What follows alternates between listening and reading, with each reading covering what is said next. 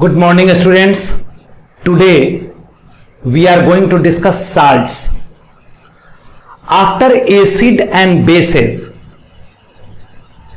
salts are important. In acid, we discussed that those substances which can give hydrogen ion in a solution are called acids. In bases, those substances which can donate hydroxide ion in a solution are called bases. Now salts. Salt is a compound. Salt is a compound formed from an acid by the replacement of hydrogen atoms in the acid by the metals. In other words, salt is a compound formed from an acid by the partial or complete replacement of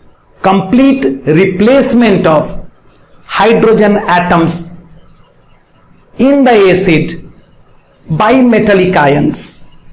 We know that acid like H2SO4, like HCl, like HNO3 having hydrogen atoms. When these hydrogen atoms are replaced by metals or metallic ions, then salts are obtained. Salts are ionic compounds which dissociate in water to give positive ions, that is cations, other than hydrogen ion, and also give negative ions, that is anions, other than hydroxide ions. I repeat, salt is an ionic compound which dissociates in water to give positive ions, that is cations, other than hydrogen ions, and also give negative ions, that is anions, other than hydroxide ions. जैसे हम board पे चर्चा करें,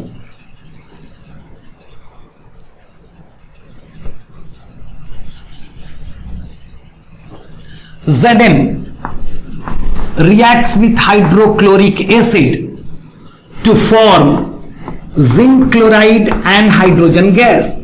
Zinc chloride क्या है? It is a salt. अगर ये zinc chloride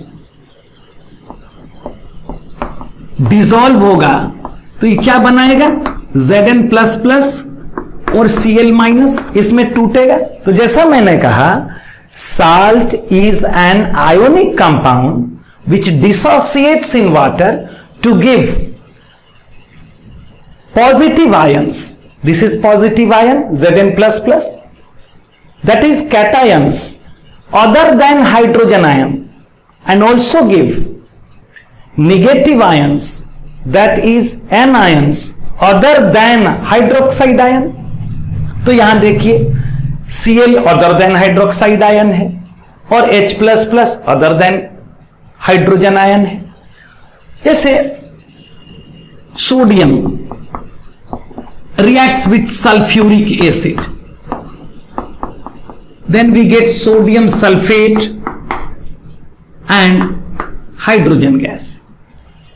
sodium sulphate क्या है? सॉल्ट है. अब सोडियम सल्फेट भी अगर डिसोसिएट होगा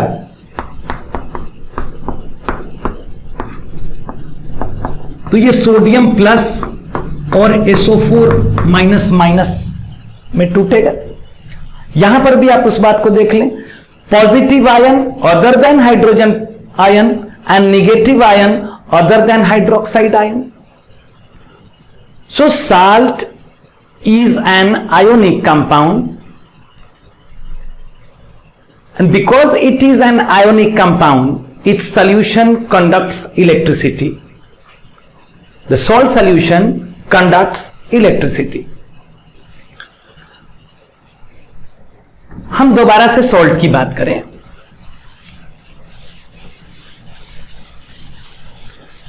जैसा मैंने पहले बोला,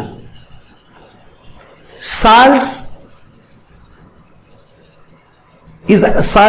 is a compound formed from an acid by the replacement of hydrogen atoms in the acid by the metals. मैं यहां लिख रहा हूं H2SO4. अगर इस H2 की रिप्लेसमेंट कर दें हम सोडियम मेटल से, तो सॉल्ट क्या बनेगा हमारा? Na2SO4. यहां HCl है. अगर HCl में H की रिप्लेसमेंट हम कर दें सोडियम से, तो सॉल्ट क्या बनेगा? NaCl. ये HNO3 है, यहां पर भी एक हाइड्रोजन है. अगर इसकी रिप्लेसमेंट भी हम सोडियम से करें तो क्या सॉल्ट बनेगा? NaNO3 sodium nitrate. ये H2CO3 है, कार्बोनिक एसिड. यहां पर भी ये दोनों हाइड्रोजन एटम अगर रिप्लेस हो जाए सोडियम से, तो सॉल्ट हमारा क्या बनेगा? Na2CO3. ये एक एसिड है CH3COOH, और इससे परिचय आपका होगा चौथे चैप्टर में कार्बोनेट्स कंपाउंड्स में. तब तक इसके लिए कोई परेशान होने की आवश्यकता नहीं है. यहां जो एटम हाइड्रोजन एटम जो रिप्लेस हो सकता है वो सिर्फ एक ही है, और अगर इसकी रिप्लेसमेंट सोडियम मेटल से होती है तो इसको हम CH3COONA, इसको सोडियम एसीटेट के नाम से जानेंगे. तो इस तरीके से एसिड में उपस्थित हाइड्रोजन एटम्स की रिप्लेसमेंट अगर मेटल्स के द्वारा होती है या मेटेलिक आयंस के द्वारा होती है, तो हमारे सॉल्ट्स का फॉर्मेशन होता है, सॉल्ट बनते हैं. सॉल्ट के संदर्भ में जो तीनों बातें थी वो आपको मैंने बताया कि salt is an ionic compound which dissociates in water to give positive ions, that is cations other than hydrogen ion, and also negative ions, that is anions other than hydroxide ions. Salt आप ऐसे भी पढ़ें कि salts are formed when acids react with bases. When acids react with bases, then salts are obtained. HCl, it is an acid, reacts with NaOH, it is a base. Then what will happen? Acid donates H plus, base donates OH minus, both combine together to form H2. And sodium combines with chlorine. This is sodium chloride and water. H2SO4 reacts with sodium hydroxide. Here again, H2 from the acid and OH from the base combine to form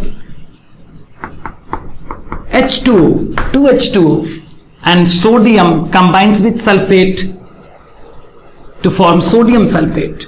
H2SO4 reacts with magnesium hydroxide to form magnesium sulfate as a salt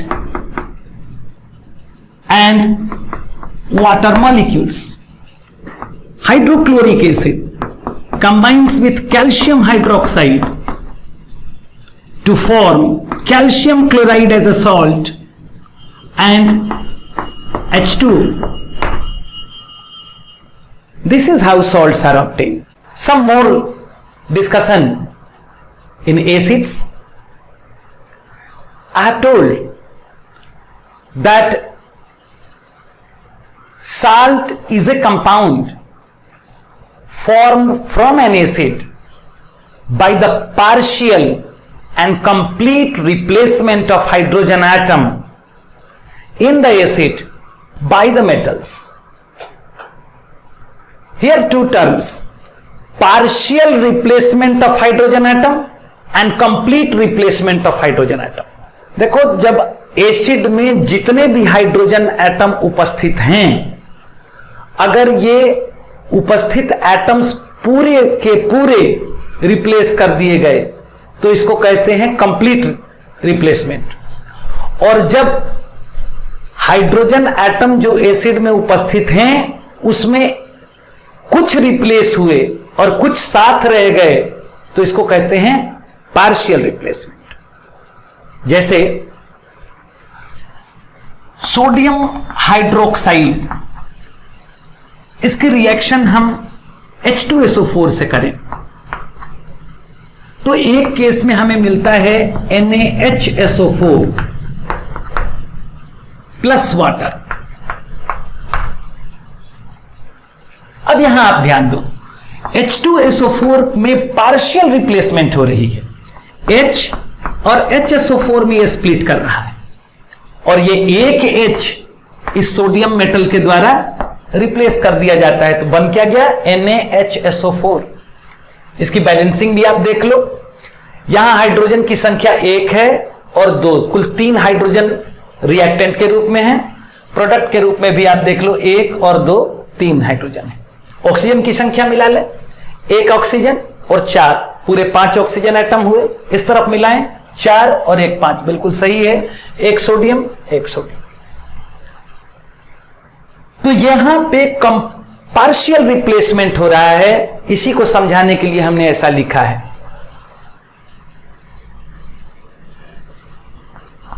NaOH plus H2SO4। दूसरे case में हमें मिल रहा है sodium sulphate plus water. अब यहां आप देखो, sodium hydroxide के रिएक्शन में यहां सल्फ्यूरिक एसिड में 2 हाइड्रोजन एटम है और ये दोनों ही हाइड्रोजन एटम सोडियम के द्वारा रिप्लेस कर दिए जा रहे हैं तो बन गया क्या, H2 के बदले क्या हो गया, Na2SO4। तो यहां सल्फ्यूरिक एसिड के दोनों हाइड्रोजन एटम रिप्लेस हो रहे हैं, दिस इज कंप्लीट रिप्लेसमेंट। और यहां पर सल्फ्यूरिक, इस केस में सल्फ्यूरिक एसिड का एक ही हाइड्रोजन एटम रिप्लेस हो रहा है, दिस इज पार्शियल रिप्लेसमेंट। जब भी ऐसा केस हो, HSO4 हो या HCO3 हो, तो वहां बाई शब्द का प्रयोग करते हैं हम लोग, इसका नाम होगा सोडियम बाइकार्बोनेट, बाई सल्फेट, और इसका नाम होगा सोडियम सल्फेट।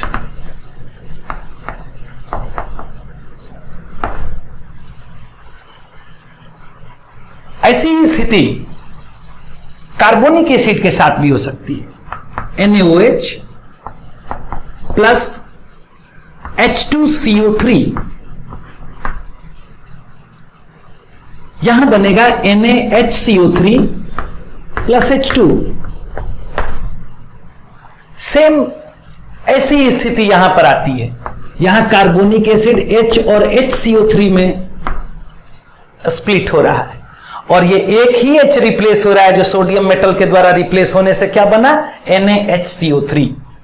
तो यहां पर भी H लगा हुआ है CO3 के साथ, इसलिए नाम में मैंने क्या बताया, बाई शब्द का प्रयोग करेंगे, इसका नाम होगा सोडियम बाइकार्बोनेट। नई किताबों में इस सोडियम बाइकार्बोनेट के जगह इसको सोडियम हाइड्रोजन सल्फेट या सोडियम हाइड्रोजन कार्बोनेट के नाम से भी लिख रहे हैं। आप उससे चिंतित मत होंगे या कंफ्यूज मत होंगे, इसी का नाम सोडियम हाइड्रोजन सल्फेट भी लिख सकते हैं। दूसरी केस NaOH प्लस H2CO3, इससे जो कंपाउंड बनेगा Na2CO3 प्लस 2H2, इसका नाम सोडियम कार्बोनेट।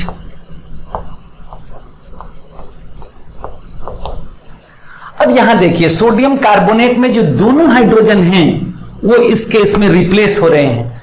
तो सोडियम कार्बोनेट का formation complete replacement of hydrogen atom in the carbonic acid से हो रहा है, जबकि सोडियम बाइकार्बोनेट का formation partial replacement of hydrogen atom present in carbonic acid से हो रहा है। तो ये आपको कंप्लीट और पार्शियल रिप्लेसमेंट की बात हुई। इसके अलावा मेरे विचार से अब कोई दुविधा नहीं होनी चाहिए। आप इसको लिख लेंगे और इस पर मंथन भी करेंगे, आत्म मंथन भी करेंगे। सबसे जरूरी है जो घर पे आप काम करें, molecular formula of the compounds को लिखने पर दक्षता हासिल करें। जैसे मैं बोलूं फेरिक ऑक्साइड, तो आपके मन में तुरंत आ जाना चाहिए Fe2O3। ये कमांड आप डेवलप करें। इसके कमांडिंग सिचुएशन होने पर ही आप रिएक्शंस को ढंग से लिख पाएंगे, अन्यथा रिएक्शंस को लिखना बहुत दुष्कर हो जाएगा, बहुत कठिन हो जाएगा। इसलिए 9th क्लास में भी प्रत्येक सेक्शन में सभी ने पढ़ाया हुआ है, मॉलिक्यूलर फॉर्मूला लिखना सिखाया हुआ है। आप इसको कमांडिंग सिचुएशन में ले आएं। जैसे मैंने उदाहरण दिया कि मैंने कहा फेरिक ऑक्साइड, आप फट से यह लिख लें। मैंने कहा एल्यूमिनियम सल्फेट, तो आपके दिमाग में तुरंत आना चाहिए Al2SO4 तो इस तरीके से आप घर बैठे सबसे पहले सॉल्ट तक की पढ़ाई हो गई, इसके बाद आप तुरंत मॉलिक्यूलर फॉर्मूला को रिवाइज करें, इस पर लिखें और इस पर कमांड हासिल करें। And now we are going to discuss the different type of salts. We have learn that there are strong acids, weak acids, strong bases, weak bases. When a strong acid reacts with a strong base, then salt and water are obtained. The salt obtained will be neutral in nature because a strong acid is reacting with a strong base, and because salt is neutral in nature, it does not have any effect on the litmus paper. So strong acid reacts with a strong base to form neutral salt and water. For example, सबसे अच्छी example जो हमेशा आप याद रखेंगे वो hydrochloric acid और sodium hydroxide की है। Hydrochloric acid reacts with sodium hydroxide to form sodium chloride as salt and water. जो अभी आपको तुरंत इसको लिखने से पूर्व हमने बोर्ड पर अभी तुरंत समझाया हुआ है। यह सोडियम क्लोराइड न्यूट्रल है।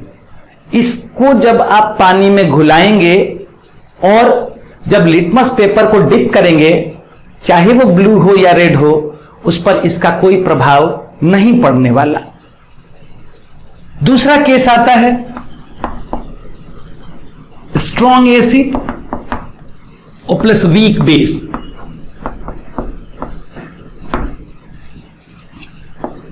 जब स्ट्रॉन्ग एसिड और वीक बेस के बीच रिएक्शन होगा तो जो सॉल्ट बनेगा वो एसिडिक कैरेक्टर का होगा, एसिडिक सॉल्ट एंड वाटर। तो यहां पर स्ट्रॉन्ग एसिड लेना है, आप यहां HCl ले सकते हैं। HCl hydrochloric acid combines with weak base. तो जैसा हमने पहले भी बताया था, कम से कम वीक बेस में magnesium hydroxide, calcium hydroxide, ammonium hydroxide, ये चंद नाम हैं जो आप जरूर याद रख सकते हैं। तो hydrochloric acid combines with magnesium hydroxide to form magnesium chloride and water. अब ये एसिडिक सॉल्ट है, एसिडिक सॉल्ट है तो ये एसिडिक प्रॉपर्टी शो करेगा। तो जब एसिडिक सॉल्ट के सॉल्यूशन में हम ब्लू लिटमस पेपर डालें तो वो ब्लू लिटमस पेपर को रेड बना देगा, ये परिवर्तन दिखाई पड़ेगा। तीसरा केस हो सकता है weak acid and strong base.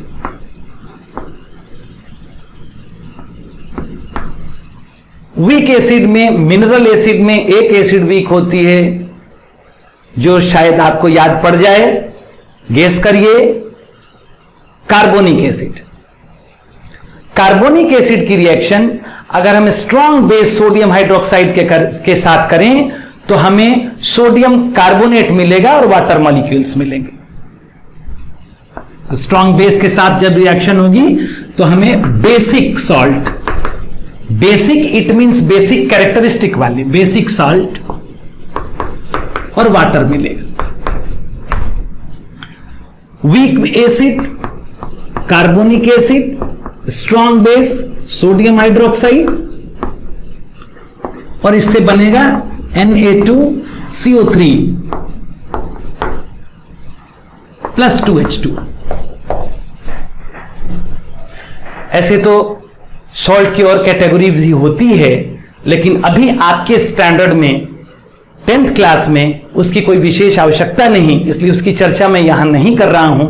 Mixed salt होते हैं, डबल सॉल्ट होते हैं, कॉम्प्लेक्स सॉल्ट होते हैं, लेकिन ये सब चीजें आप आगे हायर क्लासेस में पढ़ेंगे। यहां पर जो 3 कैटेगरीज बतानी थी वो मैंने आपको यहां पर दिखाया, इस न्यूट्रल सॉल्ट, एसिडिक सॉल्ट और बेसिक सॉल्ट।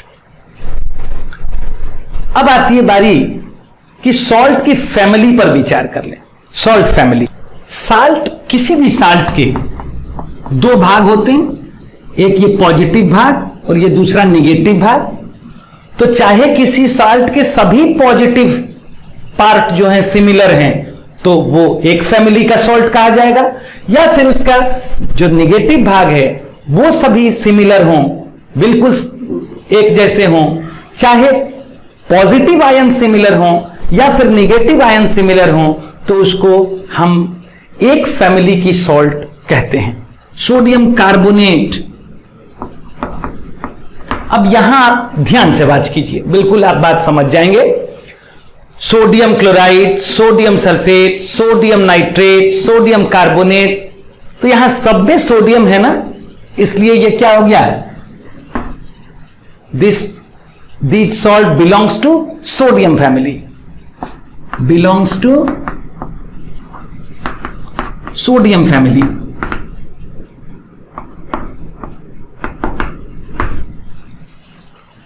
दूसरा एग्जांपल लें, sodium chloride, magnesium chloride, calcium chloride, lead chloride, zinc chloride. यहां आप क्या देख रहे हैं, सबका निगेटिव पार्ट जो है वो क्या है, बिल्कुल सब में क्लोरीन लगा हुआ है। तो ये कौन से फैमिली के सॉल्ट हुए, chlorine family, belongs to chlorine family.